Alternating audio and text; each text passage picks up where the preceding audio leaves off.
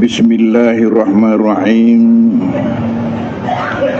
Alhamdulillahi rabbil alamin. Wassalatu wassalamu ala asyrafil anbiya'il mursalin Sayyidina Muhammadin wa ala alihi wa ashabihi wa atba'ihi ajma'in. Alhamdulillah bahwa pada malam hari mubarak ini, atas rahmat Allah Subhanahu wa ta'ala, maka pengajian rutin kita ini dapat berlangsung, di mana kita sama-sama sempat pula untuk menghadirinya. Khususnya malam hari ini adalah malam yang istimewa buat kita semua, dengan kehadiran saudara-saudara kita dari Jamaah Al-Hidayah, kalau tidak salah ingat yang disampaikan kepada saya kemarin, bahwa ada rencana untuk memeriahkan Masjid Raya dengan salat maghrib dan isya secara berjamaah bersama-sama saudara-saudara kita itu.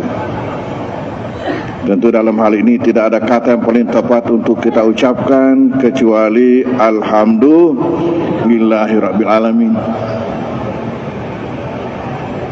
Dengan kehadiran saudara-saudara kita pencinta Islam, pencinta agama kita, pencinta Nabi Muhammad, pencinta Allah Subhanahu wa ta'ala, yang mana dipersatukan dan dipersaudarakan oleh Allah Subhanahu wa ta'ala.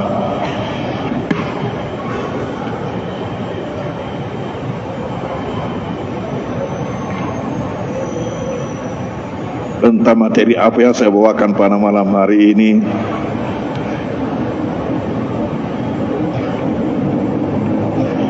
yang awalnya saya rencanakan untuk membawakan materi masalah berkurban, tapi saya lebih memilih malam hari ini untuk membicarakan mengenai fungsi amalan-amalan sunat, khususnya salat sunat rawatib.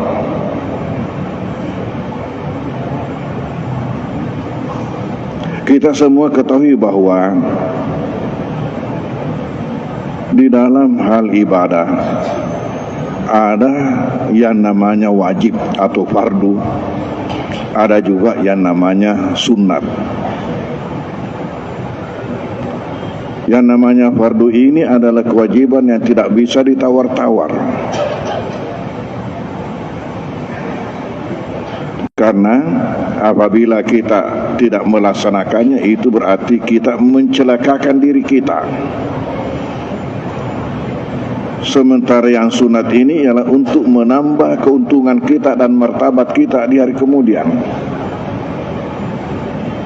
Lalu apa fungsi daripada amalan-amalan sunat itu secara umum? Kemudian kita pindah bicara tentang salat sunat rawatib, atau dalam bahasa Perancisnya sempaja sunat pasepi waktu.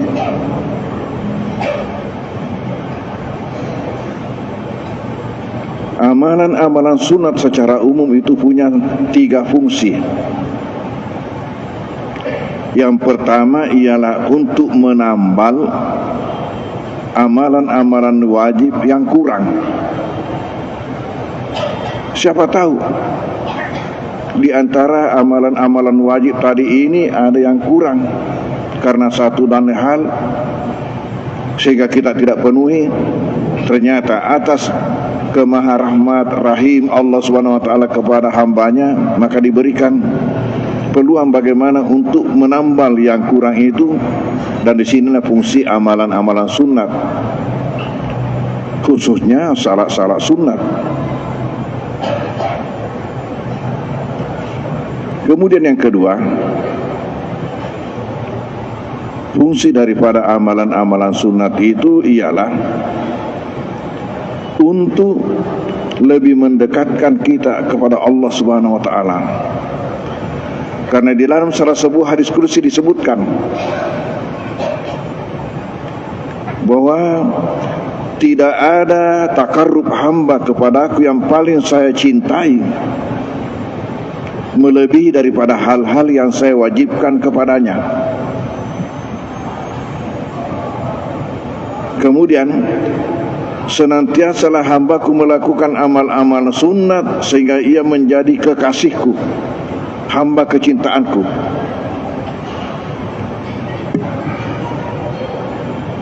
Dan senantiasalah ia menambah amalan sunat itu sampai saya mencintainya, ia takarrub kepadaku.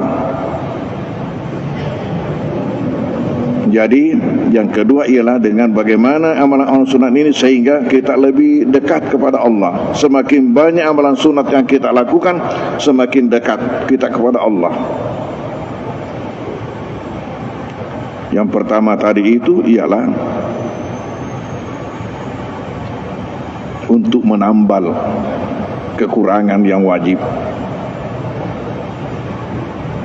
Dan yang ketiga ialah untuk menambah berat timbangan amal. Di sini ada 3 pertanyaan. Pertama, apa yang membuat kita masuk surga?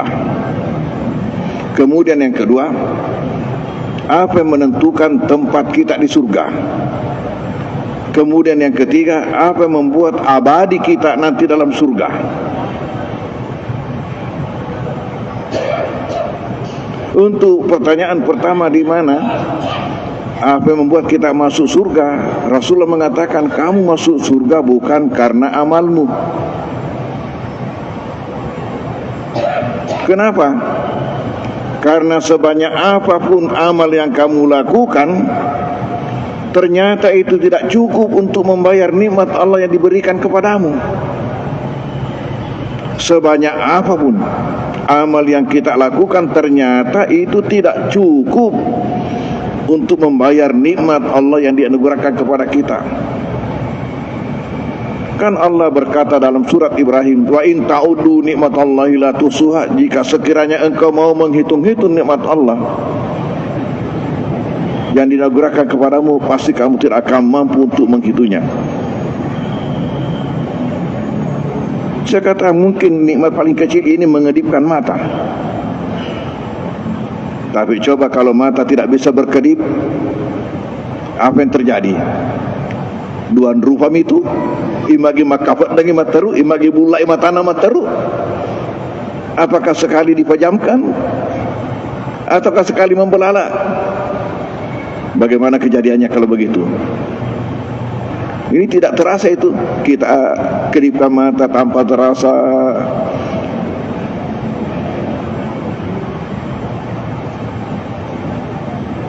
Dan dalam kaitan dengan hari raya kurban, Allah mengingatkan kepada kita nikmat itu begini banyak. Dan karena itu maka kita diperintahkan untuk salat dan kita diperintahkan untuk berkurban. Sebagaimana titanya mengatakan, inna a'tainaka al-kausar, sesungguhnya kami telah memberikan kepadamu kebaikan yang banyak. Itu tadi nikmat yang tidak terhitungkan. Lalu karena itu fasalli li rabbik wanhar, salatlah untuk Tuhanmu dan berkurbanlah. Kembali di mana Nabi mengatakan kalian itu tidak masuk surga karena amalnya. Kenapa? Karena amal ini ternyata tidak cukup untuk membayar nikmat yang Allah anugerahkan kepada kita. Semiskin apapun kita, ternyata nikmat Allah itu jauh-jauh lebih banyak daripada amal yang kita lakukan. Tidak ada nilainya. Kalau saja tidak cukup untuk membayar nikmat, berarti tidak ada sisanya. Kalau tidak ada sisanya, dengan apa kita bayar ini surga? Tetapi amal yang menjadi landasan sehingga kita mendapatkan ridha Allah, dan dengan ridha Allah kita mendapatkan rahmatnya, itulah yang membuat kita masuk surga. Saya ulangi, dengan amal kita mendapatkan ridha Allah. Makanya disyaratkan semua amal yang kita lakukan harus yang menjadi sasaran terakhir adalah mendapatkan ridha Allah. Ridha Allah.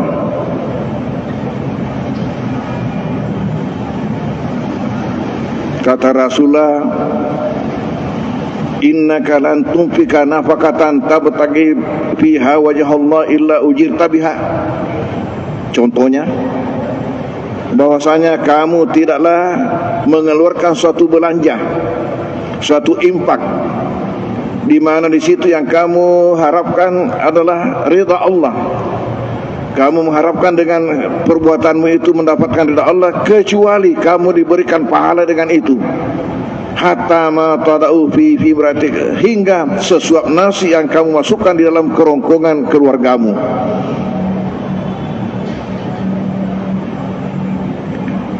Hadirin hadirat, dengan amal kita mendapatkan ridha Allah selama amal itu sasarannya adalah mencari ridha Allah. Makanya sama sekali harus bersih daripada namanya riya, sum'ah.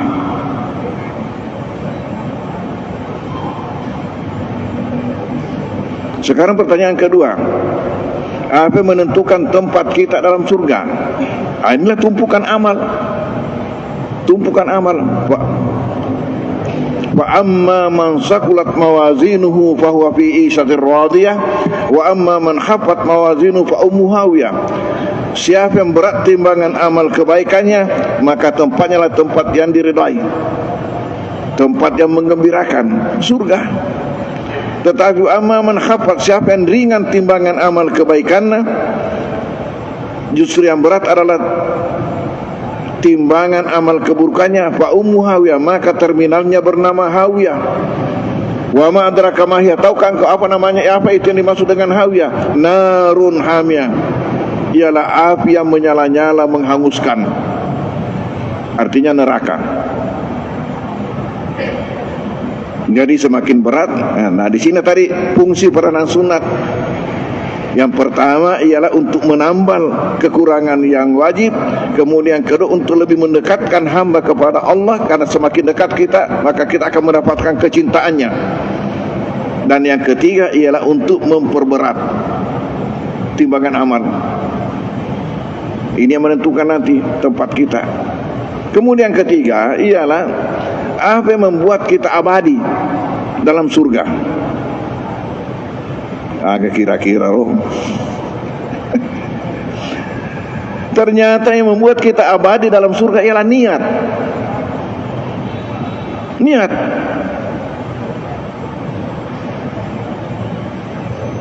Kenapa?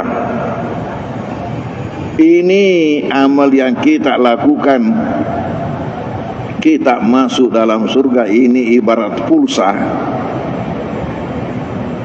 Sebanyak apapun suatu ketika pasti habis. Pasti habis. Sebanyak apapun pasti habis, ibarat pulsa. Sementara kita akan tinggal tetap khalidina fiha. Jadi kalau ini yang menjadi ukuran, begitu habis, keluar. Bayaranmu habis, keluar. Tapi kenapa kita abadi dalam surga? Ternyata niat. Bagaimana ceritanya sampai niat ini yang membuat kita abadi? Karena niat orang beriman ialah, andai kata diberikan usia oleh Allah selama-lamanya, maka selama-lamanya ia beriman dan beramal saleh. Itu andai kata ia diberikan usia selama-lamanya dia hidup, maka selama-lamanya ia beriman dan beramal saleh. Dengan itulah sehingga diabadikan dalam surga dengan niat. Maka demikian juga sebaliknya, dengan niat orang kekal dalam neraka. Karena orang kafir juga berniat seperti itu. Andai kata dia hidup selama-lamanya, selama-lamanya dia kafir, dengan niatnya itulah maka diabadikan dalam neraka, khalidina fiha abada. Sehingga Rasulullah dalam salah sebuah hadis sudah mengatakan, niatul mu'mini khairum min amali. Ternyata niat orang beriman